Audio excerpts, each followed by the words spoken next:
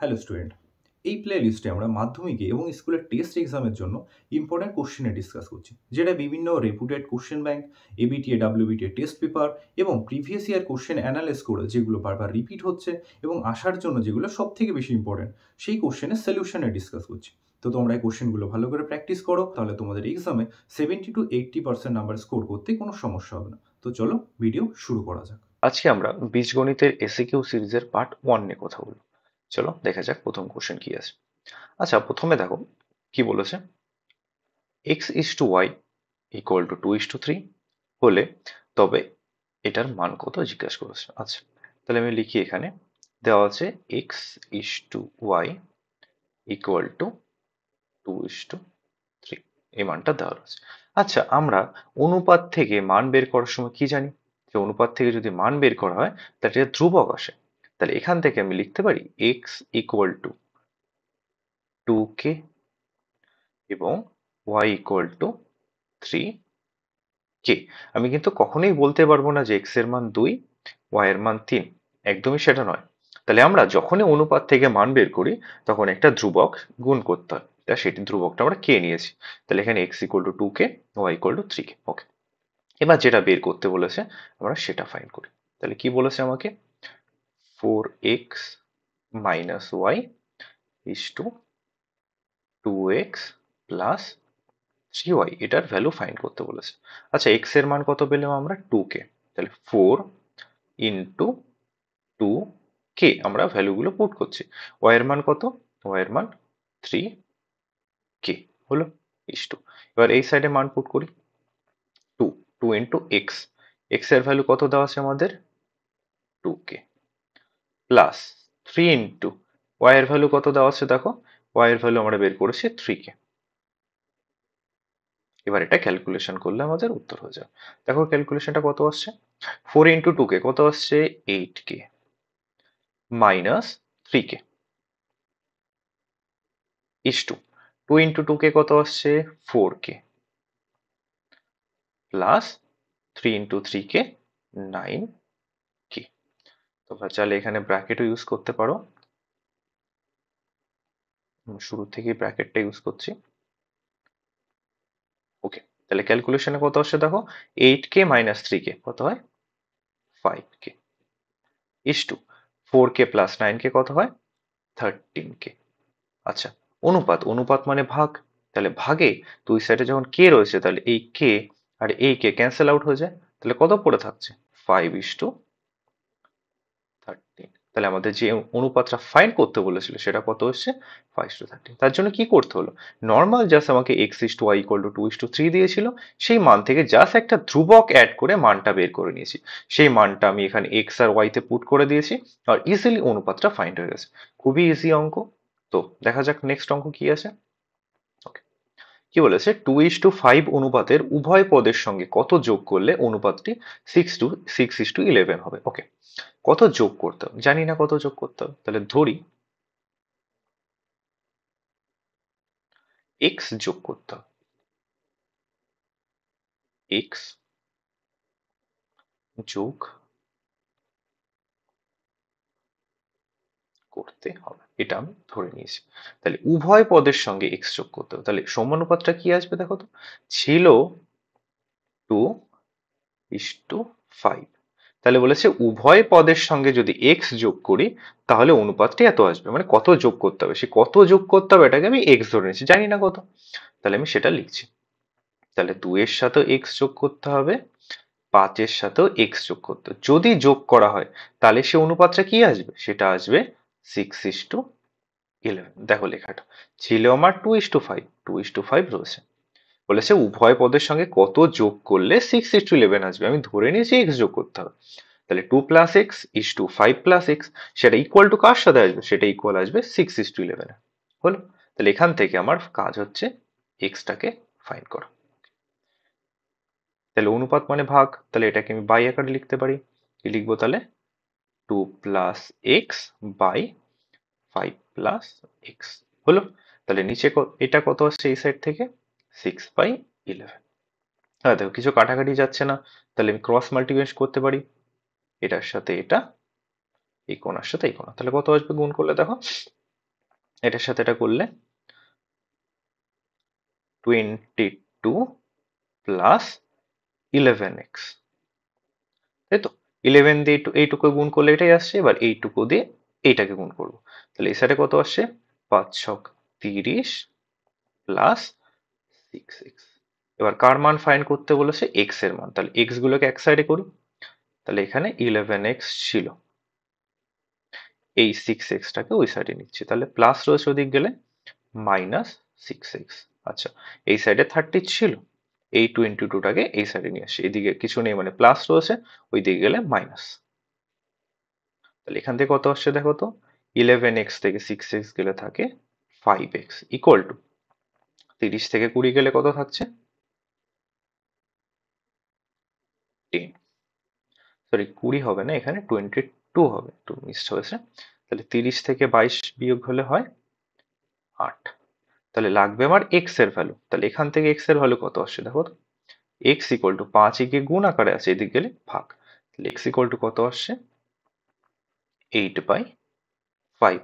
তাহলে কোশ্চেনে কি ফাইন্ড করতে বলেছিল, কত যোগ করতে হবে, তাহলে কত যোগ করতে হচ্ছে 8/5, এটাই অ্যান্সার। আশা করি বুঝতে পেরেছো, জাস্ট চেয়েছিল কত যোগ করলে ওটা আসবে, আমি ধরে নিয়েছি x যোগ করতে হবে, তাহলে সমীকরণটা লিখলাম, সমীকরণটা লিখে ইজিলি আমি x এর মানটা ফাইন্ড করতে পারলাম। ওকে, আচ্ছা, আশা করি বুঝতে পেরেছো তোমরা। আর যদি কোথাও কোনো ডাউট থাকে তোমরা অবশ্যই কমেন্টে জানাতে পারো, তো চেষ্টা করবো ডাউটটা ক্লিয়ার করা। আচ্ছা, তো দেখা যাক নেক্সট অঙ্ক কি আছে। নেক্সট বলেছে একটা সমীকরণ দিয়েছে k x square plus 2x plus 2k equal to 0, সমীকরণে বীজদ্বয়ের সমষ্টি ও গুণফল সমান হলে কে এর মান কত। ভালো কোশ্চেন। আচ্ছা, আমরা তার আগে দেখে নিই একটা ফর্মুলা, একটু রিভাইজ করে নিই। আচ্ছা, আমরা জানি যদি কোনো সমীকরণ এমন দেখতে হয় a x square plus b x plus c equal to 0, এই সমীকরণের বীজ যদি আলফা ও বিটা হয়, তাহলে আমরা জানি আলফা প্লাস বিটা মানে বীজদ্বয়ের যোগফলের সূত্র হচ্ছে মাইনাস বি বাই এ, এই যে বি এই যে এ, আর আলফা ইন্টু বিটা বীজদ্বয়ের গুণফলের সূত্র কি ছিল, সি বাই এ, এটা সি এই যে এ, তাহলে এটা এই ফর্মুলা দুটো আমাকে এখানে ইউজ করতে হবে। তাহলে এখানে দেখা যাক, দেখো এখানে একটা দ্বিঘাত সমীকরণ দিয়েছে, কি দিয়েছে, k x square plus 2x plus 3k equal to 0 এটা দিয়েছে। তাহলে এখান থেকে যদি আমি এ আর বি গুলোকে সেপারেট করে লিখি, তাহলে কেমন দেখতে লাগবে, এ কত, এক্স স্কোয়ারের সাথে যেটা থাকে সেটা হচ্ছে এ, তাহলে এ এর মান এখানে কে দেওয়া আছে, বি কত, এখানে বি হচ্ছে এক্স এর সাথে যেটা থাকে, তাহলে কত 2, আর সি কত, সি হচ্ছে দেখো এক্স স্কোয়ার এক্স বাদে যে টার্মটা সেটা পুরোটাই সি, তাহলে এখানে কত রয়েছে 3k লিখলাম। ওকে, এবার কোশ্চেনে কি বলেছে, সমীকরণে বীজদ্বয় সমষ্টি ও গুণফল সমান, তাহলে বীজদ্বয় সমষ্টি, তাহলে বীজদ্বয় সমষ্টির সূত্র কি, আচ্ছা ধরেই নিই আমরা বীজদ্বয় হচ্ছে আলফা ও বিটা, আমরা ধরলাম। তাহলে এই কোশ্চেনে কি বলেছে, বীজদ্বয় সমষ্টি আর বীজদ্বয়ের গুণফল দুটো সমান। ওকে, তাহলে বীজদ্বয় সমষ্টি a plus sorry alpha plus বিটার সূত্র কি, মাইনাস বি বাই, তাহলে পুট করি মানটা, মাইনাস বি কত এখানে 2, এ কত কি হলো, equal to alpha into beta সূত্র কি, সি বাই এ, তাহলে এটা পুট করি, সি কত এখানে আমার 3k, এ কত, এ হচ্ছে কি, তাহলে দেখো এইটা কোশ্চেন আমাকে বলা ছিল যে বীজদ্বয় সমষ্টি আর গুণফল সমান, আমি ধরেছি বীজদ্বয় আলফা বিটা, তাহলে কোশ্চেনে বলা রয়েছে alpha plus beta equal to alpha into beta, তাহলে এখান থেকে আলফা প্লাস বিটার মানটা আমি বসাতে পারলাম, যে ফর্মুলাটা আমরা লিখেছি, আর আলফা ইন্টু বিটার ফর্মুলাটাও লেখা রয়েছে, তো জাস্ট ওখান থেকে মানটা এখানে পুট করলাম, সেখান থেকে ক্যালকুলেশন করলে অ্যান্সারটা বেরিয়ে যাবে। দেখো এই কে আর এই কে ক্যান্সেল আউট হয়ে যায়, তাহলে এখান থেকে কি লেখা যায় দেখো, কোনাকুনি যদি গুণ করি 3k ইকুয়াল টু -2, এটা আসছে, এটার সাথে এটা গুণ করলাম, তাহলে লাগবে আমার কে এর মান, তাহলে কে ইকুয়াল টু কত আসছে দেখো, এই তিনটাকে ওদিকে পাঠিয়ে দিই, তাহলে -2/3, তাহলে আমাকে কোশ্চেনে কে এর মানটাই ফাইন্ড আউট করতে বলেছিল, তাহলে কে এর মানটা কত এসছে -2/3, তাহলে এখানে জাস্ট আমার দুটো ফর্মুলা লেগেছে, একটা দ্বিঘাত সমীকরণে বীজদ্বয় যদি আলফা ও বিটা হয়, তাহলে বীজদ্বয়ের যোগফলের সূত্র কি মাইনাস বি বাই এ, আর গুণফলের সূত্র কি সি বাই এ। এবার কোশ্চেনে বাকিরা বলেই দিয়েছে যে যোগফল আর গুণফল সমান, তো জাস্ট এখান থেকে মানটা পুট করলাম, ক্যালকুলেশন করলাম, কে এর মান বেরিয়ে গেল কত, -2/3। খুবই ইম্পর্টেন্ট অঙ্ক। আচ্ছা, দেখা যাক নেক্সট অঙ্ক কি আছে। আচ্ছা, এটা দ্বিঘাত সমীকরণ দিয়েছে। দ্বিঘাত সমীকরণ একটি বীজ 1/3 হলে অপর বীজ কত, এটা আমাকে বের করতে বলেছে। ওকে, আচ্ছা ধরি অপর বীজ।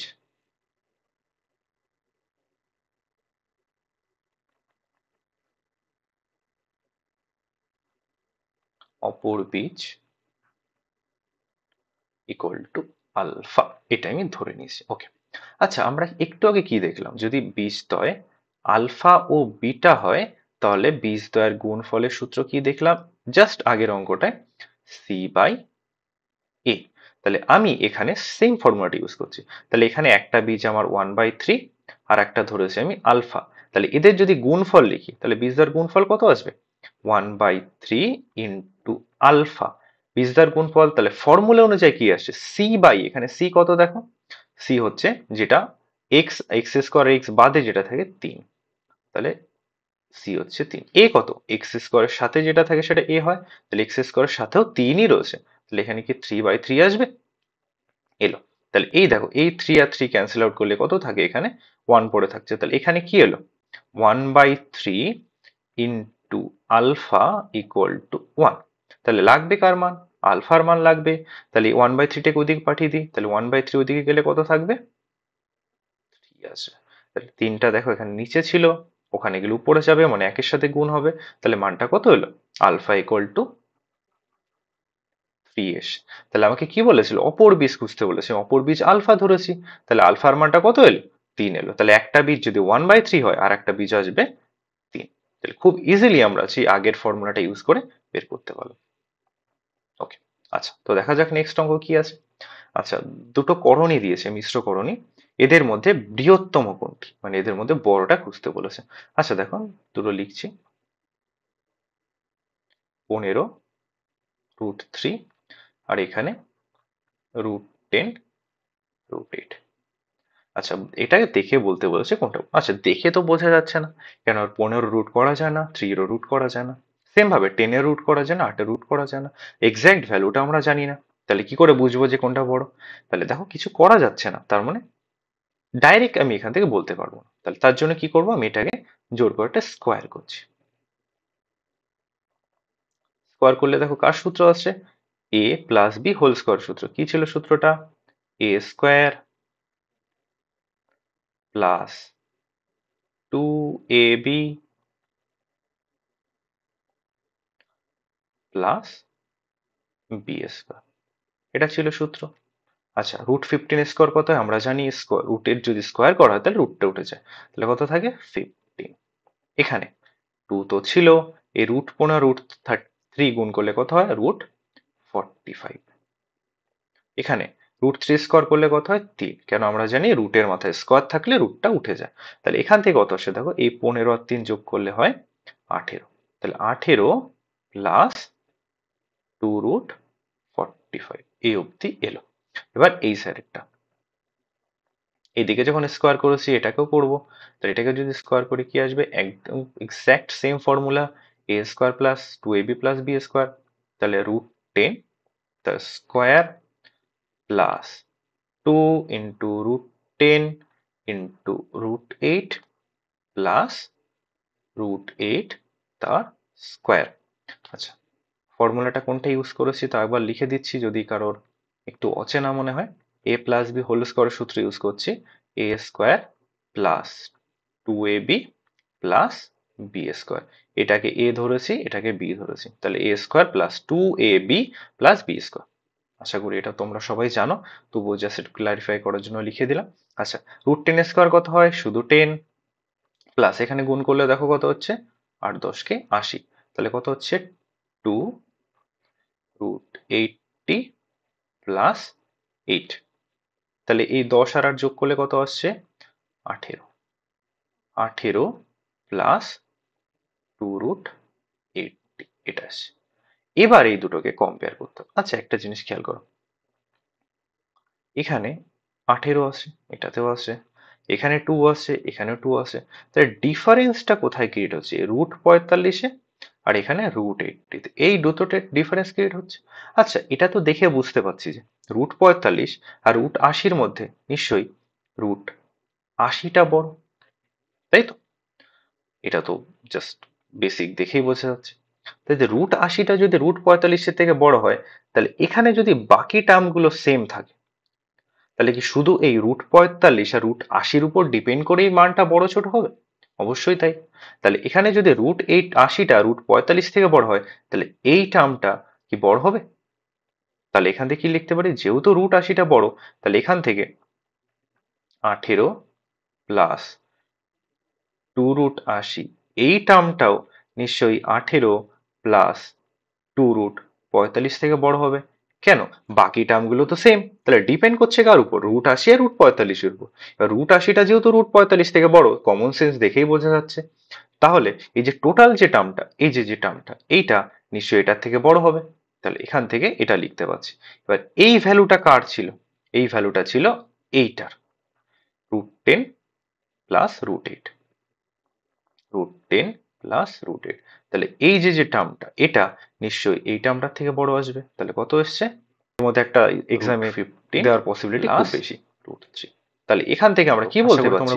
এই যে টার্মটা ছিল √10, এবার দেখো এখানে একটা HW টার্মটা কি দিয়েছি?